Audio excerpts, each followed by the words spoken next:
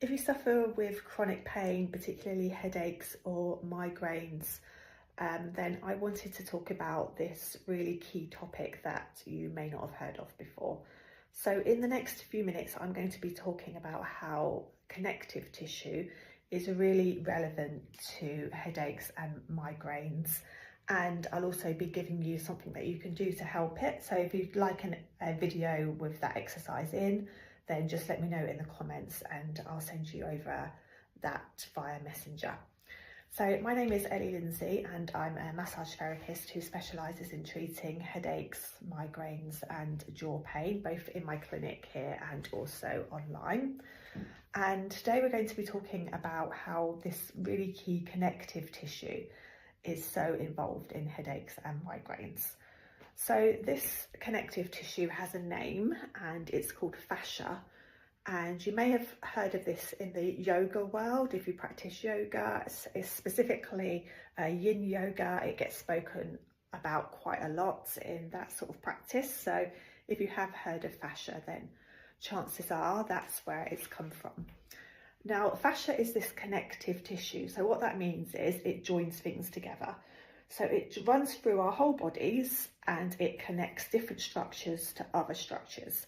So it connects muscles to tendons, tendons to bones, bones to ligaments. You know, our body isn't just this separate thing of this is one muscle, this is another muscle, this is one bone, this is another bone. Everything is joined up with this material called fascia. And fascia has lots of layers to it. It's sort of white when you see it on sort of, or in autopsies and things like that. It's sort of white and has all these layers. And sometimes you see it, you know, if you're a meat eater and you eat ribs, and you might see that kind of like filmy tissue sometimes, sort of between the ribs. Sorry if you're vegetarian and that puts you off. But yeah, fascia is this really kind of layered up material that joins everything together. So what does that have to do with headaches and migraines? Well, first of all, if we get restrictions in one area of our body, that can actually create a pulling in other areas. So a really key example of this is if you have fascia restrictions in the back of your neck, so a sort of tightening of that material. So the inability for that connective tissue to smoothly move around, then that can actually create this pulling that goes all the way through the head here. So you have this this fascia that comes up and over the head.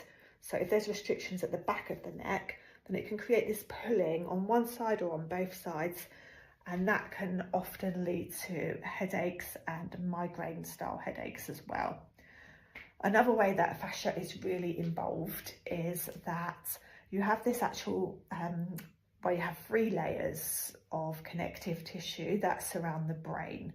And one of them is called the durameter. And that actually, you know, is a fascia layer and it actually surrounds the brain. And that actually can have restrictions in it as well. And that can be pulled from other areas. So if you imagine just like you're just covered in this big web, and if you've got a restriction somewhere and you may not feel the problem there, that can actually create pain in other areas through this pulling and this inability to move. So if you are someone that suffers with headaches or migraines, then just let me know in the comments and I can send over this really good exercise for you to do, which will help to release some of that fascia, which is